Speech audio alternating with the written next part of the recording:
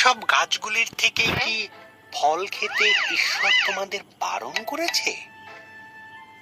হবা উত্তর দিল, শুধু মাঝখানের গাছটির ফল খেতে বারণ করেছে। যদি খাই তাহলে মারা যাব।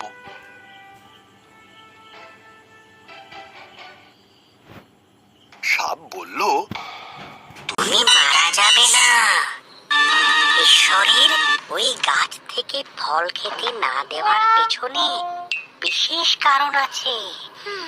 যদি তুমি খাও তবে তার মতন হয়ে যাবে। তিনি যা জানেন তা তুমিও সব জানতে পারবে। হবা ফলটি খেলো।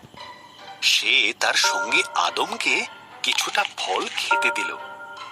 আদমও ফলটি খেলো এবং খাবার পরে তারা এমন কিছু জানতে পারলো যা তাদের জানা ছিল না।